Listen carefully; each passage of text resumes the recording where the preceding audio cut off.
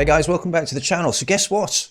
For the first time in 4 months, this channel doesn't have an active strike on it. So maybe it will start reaching new people. Maybe I just won't be speaking into an echo chamber for a change. That would be nice. Get some new subscribers, some new eyes on what's going on.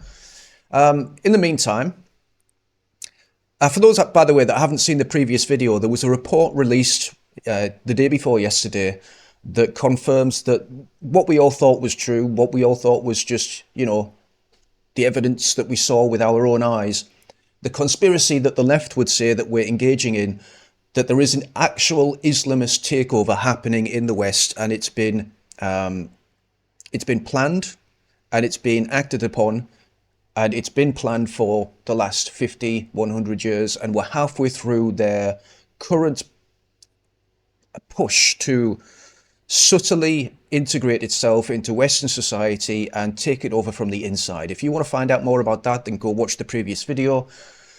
What I'm going to talk about now is something that a lot of people have asked me actively to talk about, and I've never really wanted to because I don't know this guy. I don't know anything about him. I don't really like the idea of these people just springing up out of nowhere and being prominent and gaining the energy of the patriot movement in this country. I don't like the idea that we rally around individuals. I think it's naive. I think it's a little bit dumb, okay?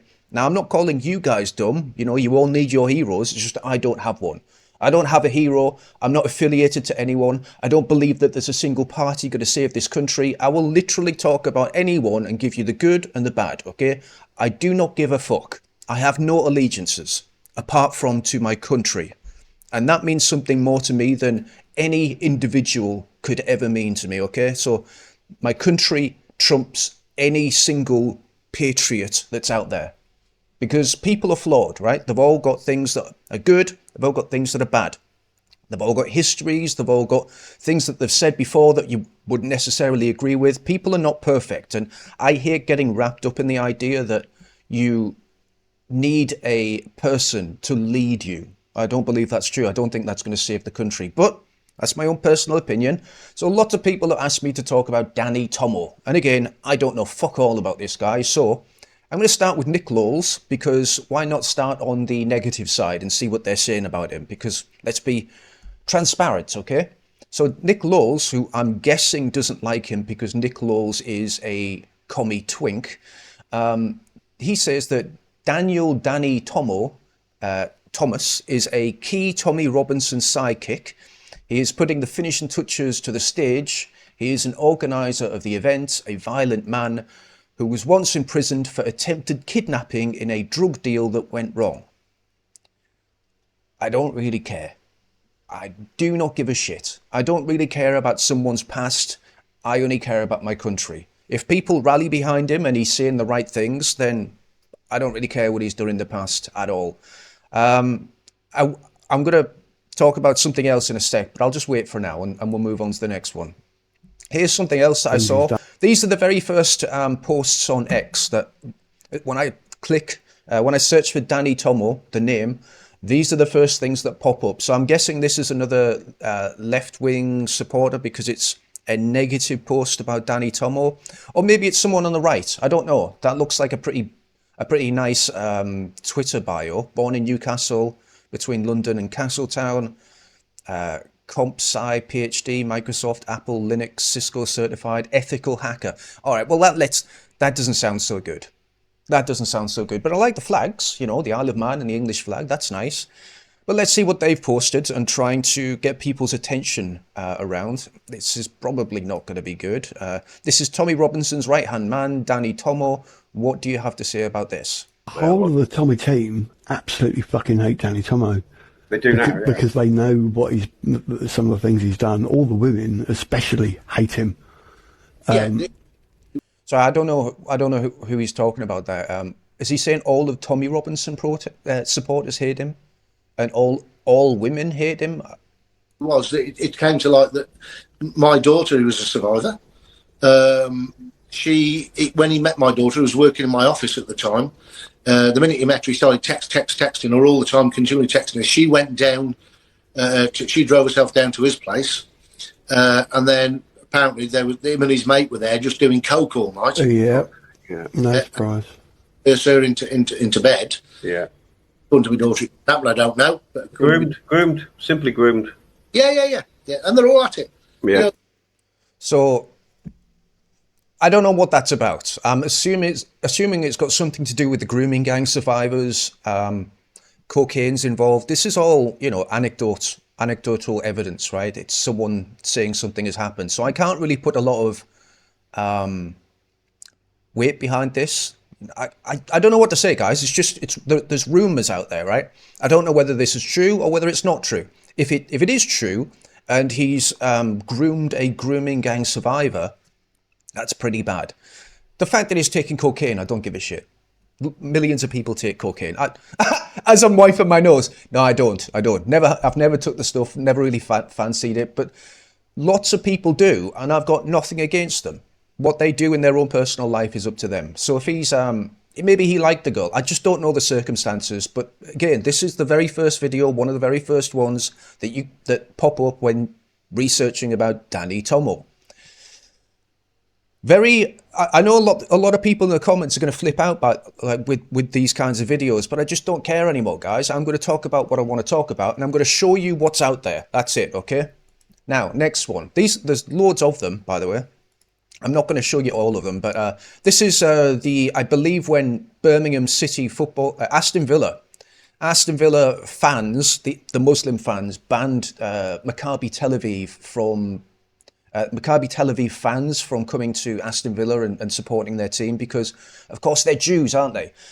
And I may as well get this out the way now.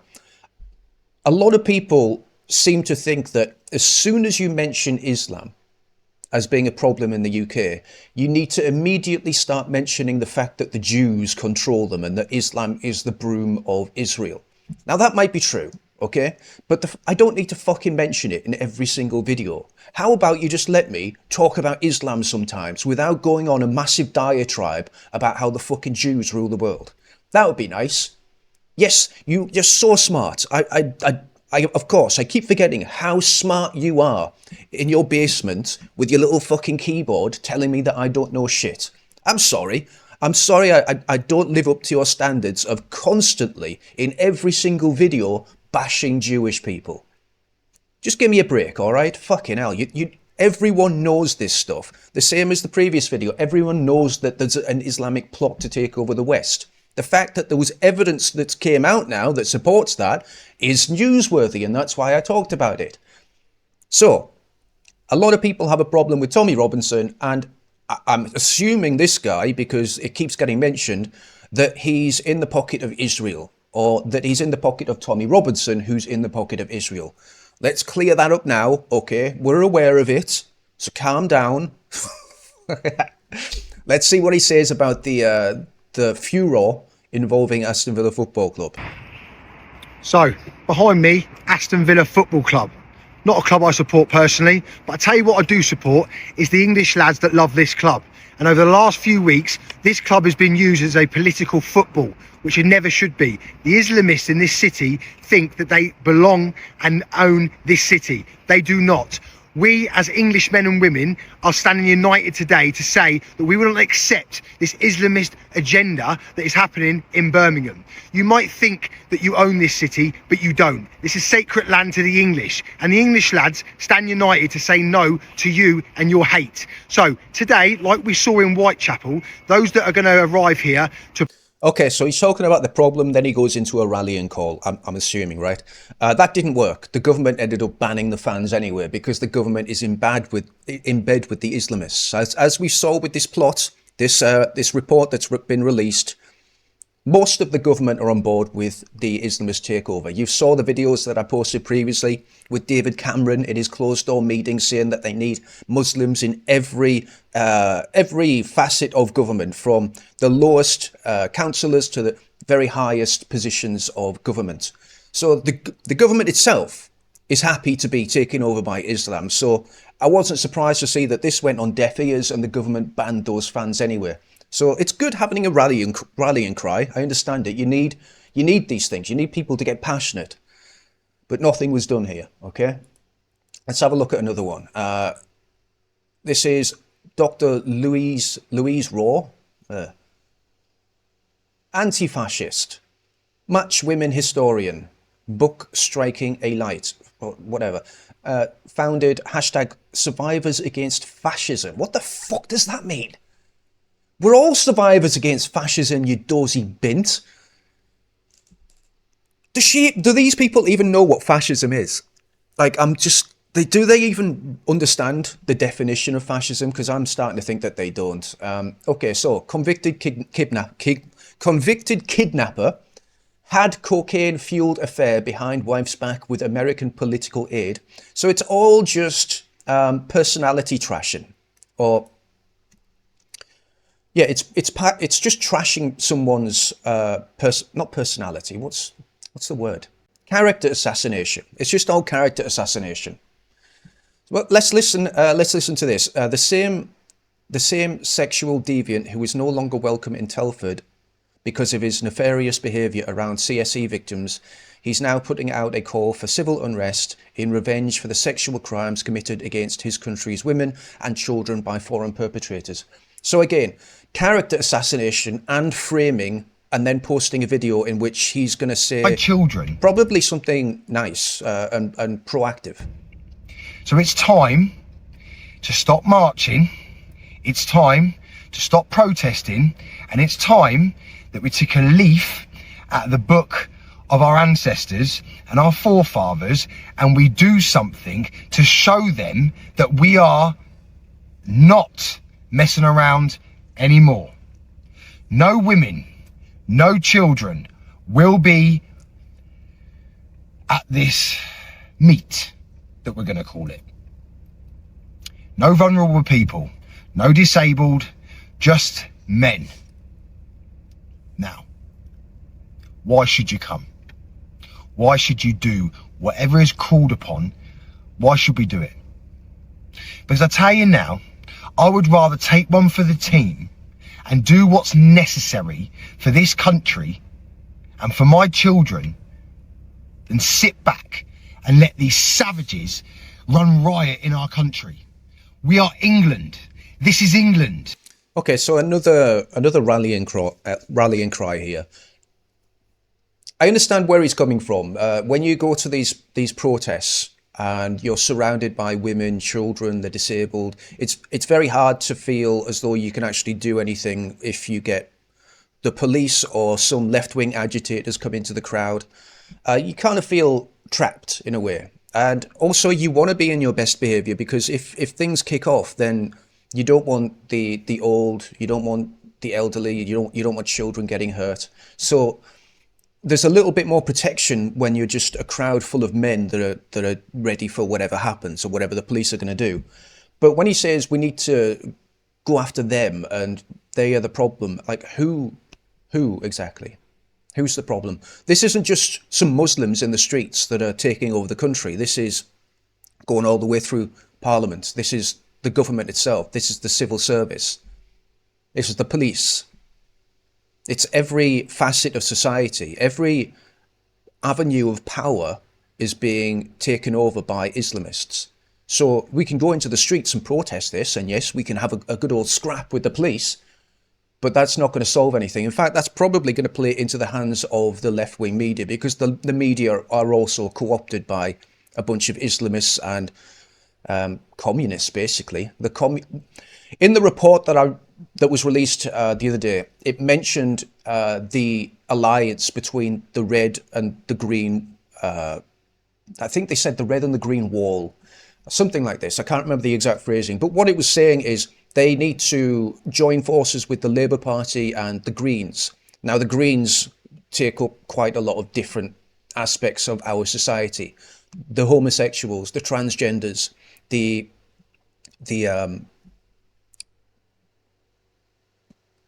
how can I describe them? The mentally impaired. Okay, so there's a lot of different Greens out there. And then, of course, you've got the Labour Party, which I think describes the red. So the working class, the uneducated, the ones that are disillusioned. They want to grab all of these different people into their Islamic alliance until they get power and they can kill them all. But that's their plan. So when he says we want to go after them, we want to tackle them, we want to do something about them, it's the only thing I can think of that would actually do this is to occupy London. I don't think just going for a protest would work. I think it would take, let's say, every single Brexit voter, 17.4 million of us, would just stop paying. I mean, it's gonna be a sacrifice, guys. Okay, whatever we do, it's gonna be a short-term sacrifice for a long-term gain. So you might lose your job, you might not be able to pay your bills, but it means everyone has to go to London. And I would say walking down the motorways, blocking the motorways, all the way from Scotland, all the way down to the south. Of course, you know, if you're old and you can't really do that, and you're not fit enough to do that, you can join at any point along that march. You can even, if you want to help us or help the people doing that march, you can follow us in your car to stop the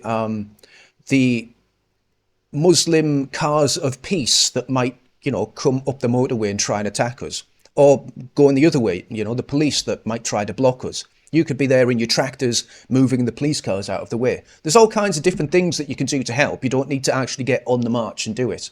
And then once we're in London, we just don't move. We stop London from functioning. We stop the city of London from functioning. We occupy the entire fucking place until the government leaves. And once the government has left, we need to implement substantive change within the halls of power. Maybe a new system, maybe a new form of direct democracy, I don't know. But it's getting them out that's going to be the biggest hurdle. It's not having a scrap in the street with some police and some Muslims.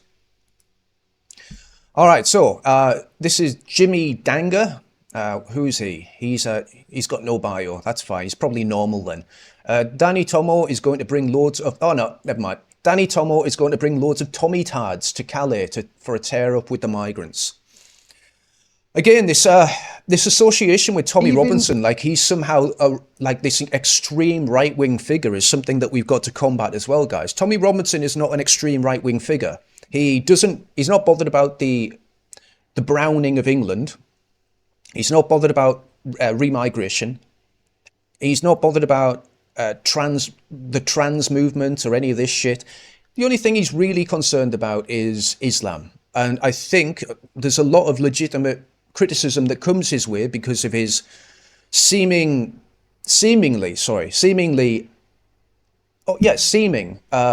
undying patronage to Israel, while at the same time taking on all of their talking points when it comes to Islam. I do believe that there's a lot of legitimacy in saying that they're actually both sides of the same coin. When you see criticism of Islam, you get the Muslims come out and say, well, what about the Jews? And when or Israel, and when you see criticism of Israel, you get the Jews coming out and saying, well, what about the Muslims? I do see that play quite a lot. I think you guys see it quite a lot as well. But let's have a look at this. English patriots, like I said, have travelled to the beaches used by the illegal migrants, discovered and destroyed a hidden dinghy and an onboard engine, then explain why no one has smashed the gangs. Because the gangs don't exist. It's the government's facilitating the illegal entry into the UK. And I do believe this is true. I think the millions upon hundreds of millions of pounds that we're sending to France to combat these dinghies, that money is actually being paid to buy the dinghies and facilitate the movement of these people. We're actually paying to do it, but the government is lying to us and saying we're paying to stop it. It's the other way around. Nothing is gang related. This is completely orchestrated by the French government and by the English government, because the English government know what's going on. And Keir Starmer, listen to what I'm telling you, smash the gangs. There are no gangs. This is the French. The French, we've observed them. Ryan has observed them from every element, from when they're leaving the camps, they're going from the camps onto buses. The traffickers are not putting on local buses. The police are, the government are. They're being brought to these beaches. That's all the government. Massive lie. And yeah, but I wanted to get into ground zero. I wanted to get on ground. I wanted to feel what Ryan had felt the other day when he said to me, Dan, I felt it. When I saw them running onto the beaches and I saw the boats, I realised, hey. So a lot of people have an issue with him, from what I've read in the comments so far, that he seems like a Tommy Robinson clone. He's doing the same things, the same media stunts, the same performative politics. But you need this kind of thing to push the normal everyday man along, okay? You need this kind of thing to get people inspired, to get people motivated. So I've got no problem with this either. Going there, actually seeing what the problem is, recognizing that it is actually the French government doing this, that it is our own government letting them do this. Because here's the plot, right? This is what everyone knows is happening. We're seeing around the world in Western Anglosphere countries that the governments themselves are facilitating the browning of our countries. They're seeing the mass immigration flow into the country. They're the ones doing it, telling us that we're racist for noticing it. Now, the end goal of this, a lot of people say, is to create a European Negroid, a very low IQ European that's a brown person that will never be a threat on the international stage ever again. So basically neutering the European so that there'll never be any wars ever again. And if we do make a war, we'll be easily controlled and it'll be snuffed out. Now, if that's extreme to you and you think that's impossible, that's fair enough, okay? I understand that that might be a little bit difficult to understand. Wrapping your head around the fact that your government hates you is a very, very difficult thing to do. And when I first realized it myself, I was depressed for a couple of weeks, like really, really depressed for a couple of weeks. Because once I understood that they literally hate me, they do not want me to exist. They don't want my country to exist. The government hates me, and everything they say is facilitating that replacement. That's a very bitter black pill to swallow. But once you've done that, you can ask yourself, okay, well, is it real? And if it is real, then we should do something about it, okay?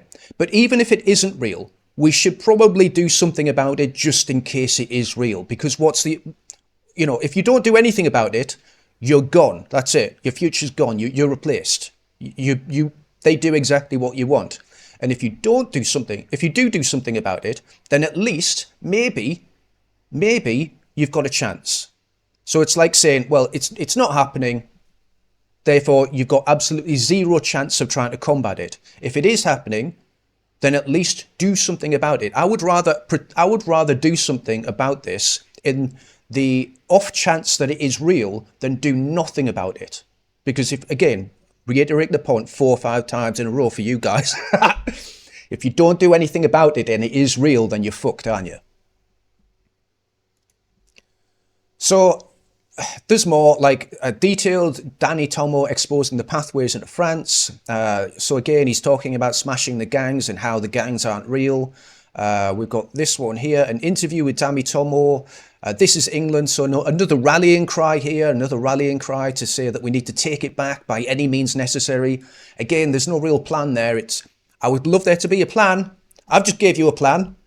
Occupying London, sacrificing probably your job, because you're going to have to. It's your job or your future. But yeah, okay. I mean, Gauchi reports. I don't know. That sounds kind of Jewish. But we've got this one. I hate this, but a lot of people do like it. It's performative politics. He's getting out there. He's getting his face out there. He's getting his name out there. A lot of people will criticize him for this. I don't really care. I think this needs to be done in certain cases. It worked with Charlie Kirk. It worked with a lot of right-wing influences in America. So I've got no problem with this. Here he is getting pepper sprayed.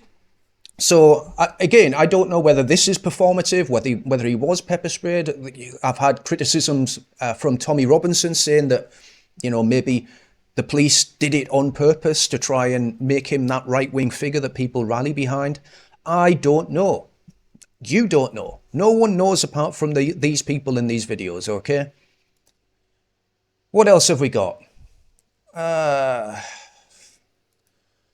Yeah, this is great, by the way. So Danny Tomo here, he's went to the camps, he's flying his drone, he's showing people what it looks like. I mean, that doesn't look like a very big camp to me, but it doesn't need to be. If they're being shipped into France and then immediately sent over in the dinghies, this needs to be pretty small. because they'll be straight over in the UK anyway. There'll be a streamlined process where the French government they know exactly what they're doing. They've been doing this for years. There'll be a conveyor belt of, we've seen the video, I've showed it on this channel before, of the government in the UK capturing the dinghies and then sending them right back over to France on the train. So there's a conveyor belt here of the migrants go over to England on the dinghies. The government picks them up, brings them into the harbour, cycles the dinghies, puts them on a train, and they come back to France, and the whole cycle continues. So they know what they're doing, but it's good showing this. It's good reminding people that these things are there right now as we speak. And what else have we got? And yeah, okay, and the last one is going around disabling some of the engines. I don't think this makes a jot of fucking difference, but it's nice seeing that there's someone, you know, at least trying to do something, being a little bit proactive. And this is good for people's morale. You know, a lot of people message me saying, look at this video of this guy called Tomo disabling the engines. And I was like, no, not really. No, thanks. But here it is. I get why people get enthusiastic about it. I completely understand. So there we go, guys. I've looked at Danny Tomo. Now can you please stop asking me to look at Danny Tomo, okay? He's obviously someone that wants to help the country, as far as I can tell. Because I'm going to have people that say he's just a plant. It's all a psyop. You know, I'm going to have all these people give all this shit. But what I would say is, choose your enemies, okay? Choose your battles. Who do you think's more likely to be your enemy? An Islamist? Someone in the government, someone from Israel, or Danny Tomo?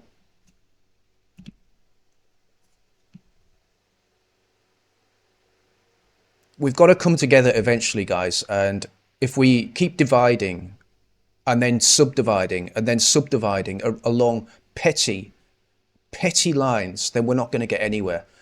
We know who the enemy is, guys. We've always known who the enemy is. It's right in our face. They openly talk about being our enemy and how they're going to take over the country. The government is caught on camera talking about how they're going to facilitate this, and yet we're still going after normal, everyday English patriots as though they're the enemy. And I'm not okay with it. Just start getting behind people and ignoring the fact that there might be some small difference that you have a problem with. Ultimately, we've got to tackle Islam, we've got to tackle our government, and we've got to tackle eventually Israel as well. Now, I'm not saying Jewish people, I'm saying the Israel Zionist lobby, which America is well on the way to tackling themselves. And that's about it, guys. If you do enjoy these videos, you're not going to see many right-wing voices on the internet, especially on YouTube, that just talk as forthrightly as this. Take that for what you want. But if you do enjoy the videos, I would appreciate you subscribing. I'll see you later.